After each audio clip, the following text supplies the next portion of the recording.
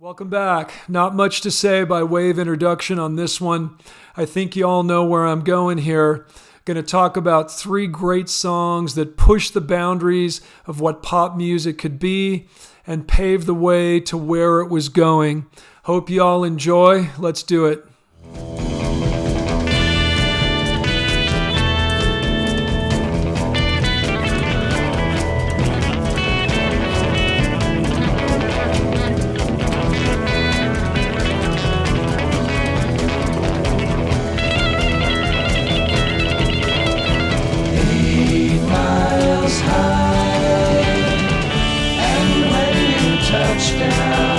Well, need I say more? If there's one piece of music that makes me feel like I've just dropped some acid, it's got to be that one.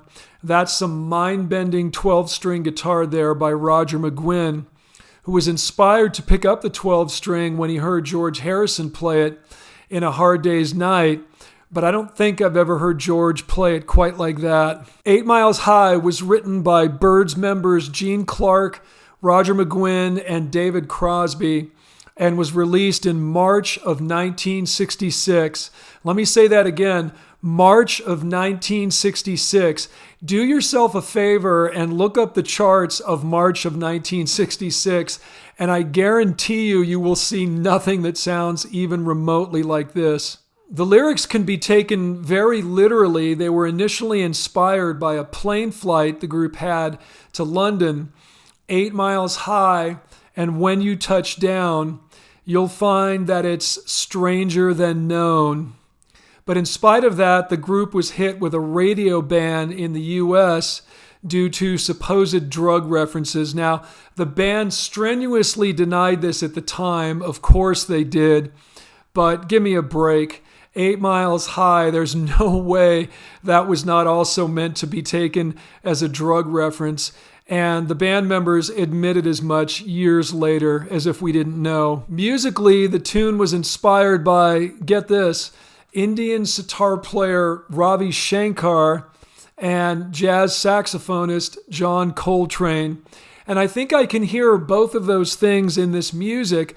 The 12-string guitar emulates the droning sound of a sitar, and I think it's the note selection that sounds like Coltrane. So what do I mean by note selection? At first listen, that crazy intro probably sounds like he must be playing in some Martian mode that makes it sound so out there. But in fact, I think it's pretty much E Dorian, which is not an uncommon mode at all. But here's the key. Whereas generally when playing in E Dorian, players would tend to focus on the chord tones, E, G, and B. McGuinn tends to studiously avoid these, instead ending phrases on tones such as the 2, the 4, and the flat 7th, creating a much less centered and exotic sound.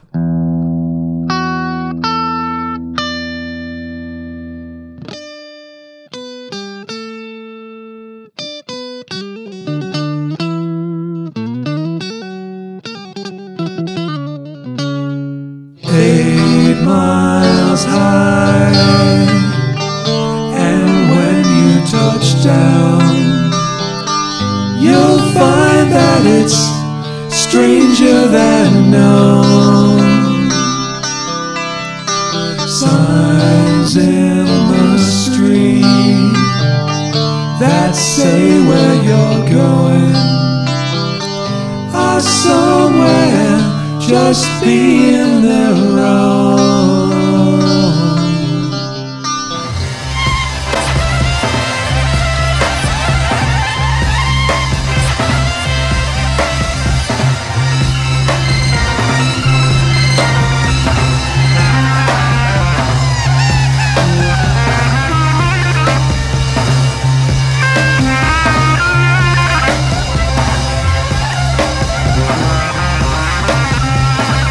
Wow, speaking of mind-bending guitar, if the Byrds accomplished it through use of a 12-string and unconventional note selection, The Beatles did it by recording a standard guitar solo and then running the tape backwards, which gives that amazingly cool and trippy effect. Now, this has been done to death since, but as usual, the Beatles were the first to do it on a pop recording. This was the first track the Beatles recorded for their Revolver album. It was done in April of 1966.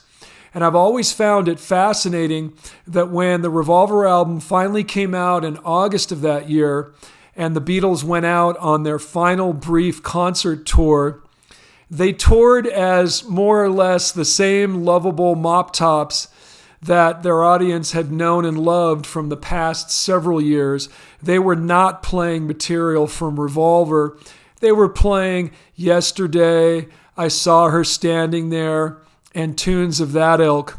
It's just amazing. Not only were the Beatles ahead of their audience and ahead of the other pop musicians of the day, it's almost like they were ahead of themselves. They had just created the studio masterpiece of Revolver with its elements of musique concrète and avant-garde, knowing full well that they would never be able to reproduce those songs live in concert.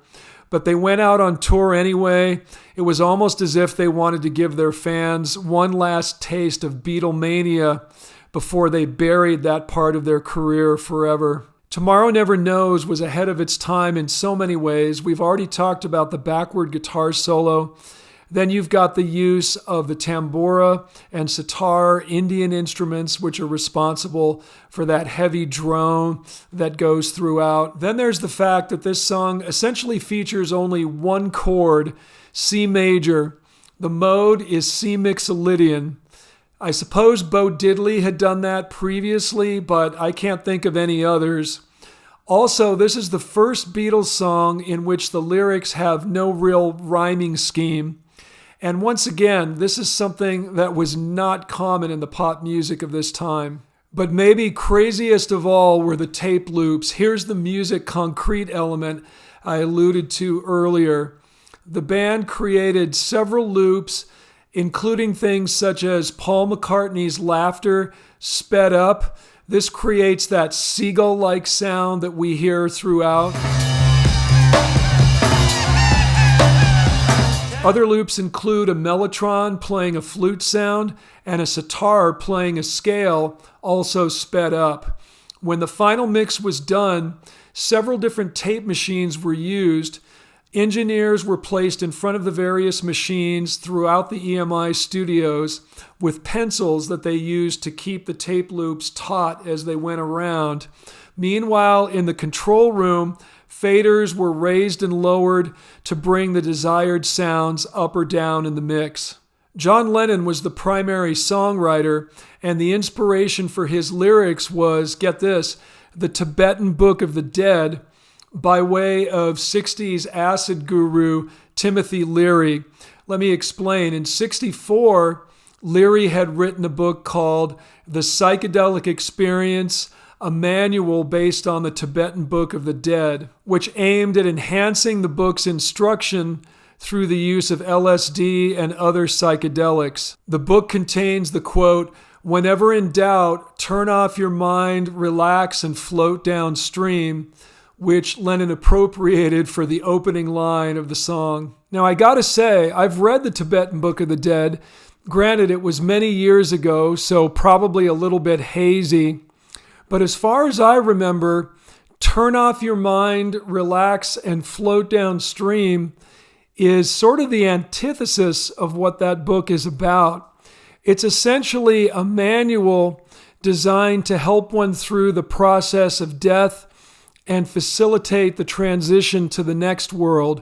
And it's all about being present in that moment, being active in that moment, not about floating downstream. For example, I remember a passage about lucid dreaming, the phenomenon in which the dreamer becomes aware that he's dreaming, thereby gaining some control over the narrative of the dream.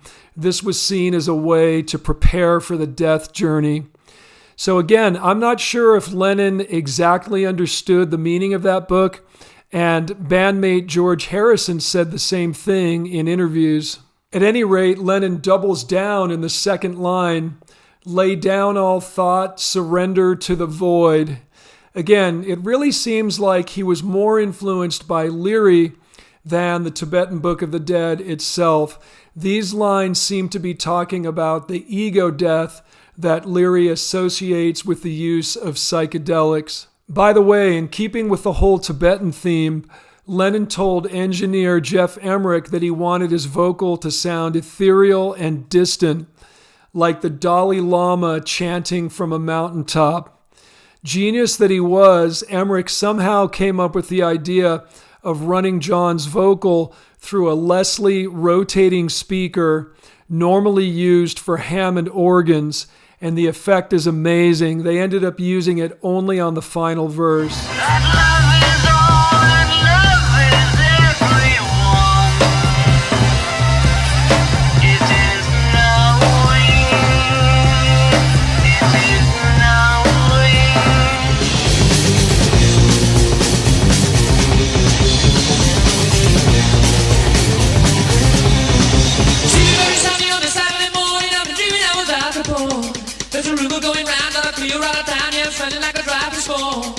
Here come the log, gonna break down the door, gonna carry me away once more. I never want it anymore, gonna get away with stone cold floor. So from two incredible songs that more or less launched the psychedelic movement of the late 1960s, we jump ahead nearly a decade to a very unlikely band that may have just written the first speed/thrash metal song. As any Queen fan will know, this band was one of the most musically diverse in the history of rock.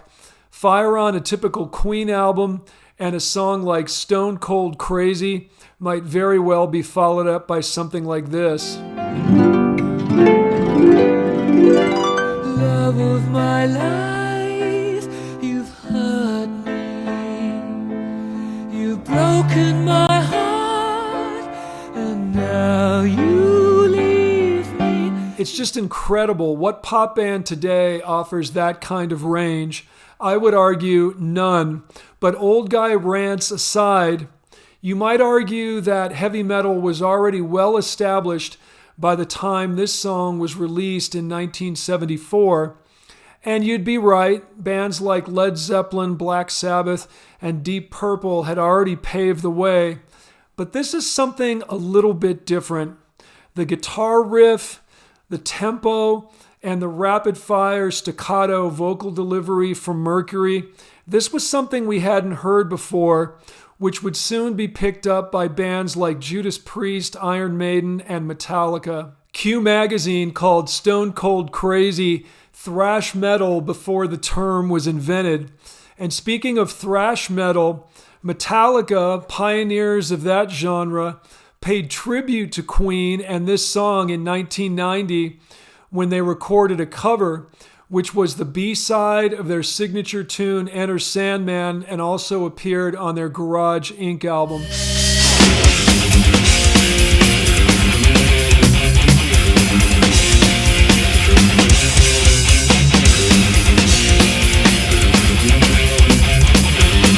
Pretty true to the original overall. They sped up the tempo even more. And of course, the guitar tone, that heavily saturated, sucked mid-range sound that Metallica is so well known for. There were a couple of lyrical changes as well. In the Queen original, Mercury's third verse starts, "Walking down the street, shooting people that I meet with my rubber Tommy water gun." Typical Freddie Mercury whimsy there. Meanwhile, Metallica's vocalist James Hetfield is not messing around with water guns. He gives us, "Walking down the street, shooting people that I meet, fully loaded Tommy gun."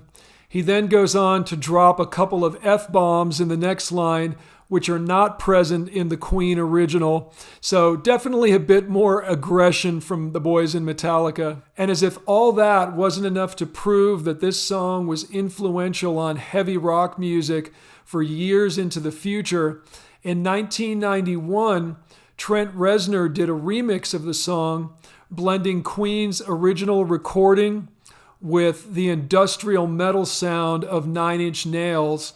It's definitely my least favorite version of the three, but it's still very cool that Reznor also found this song to be important.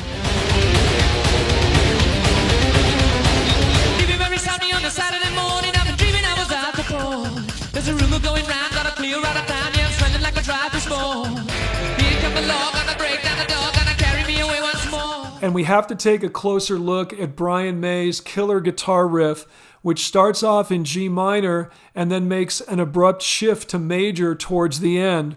We start off on the G root note, heavily palm muted, and then go to a B flat power chord. That's the flatted third, so that's the G minor segment. But the second time around, he lands on B instead of B flat. That's the major third.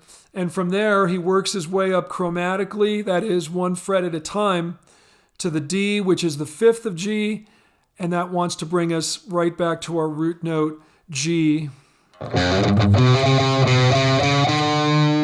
Also note the use of syncopation on that chromatic climb. He hits all the upbeats, which creates rhythmic tension.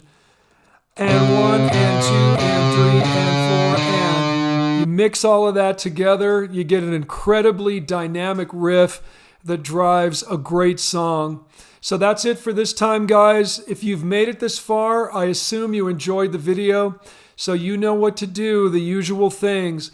Like, subscribe, share the video with your friends, and of course, financial contributions through Buy Me a Coffee, PayPal, Venmo, or Zelle. By the way, Buy Me a Coffee has a new feature. You can do a monthly support option. There's a little box you can click, and that way your gift would be repeated every month until you want to stop it. So please consider that, and we'll see you soon.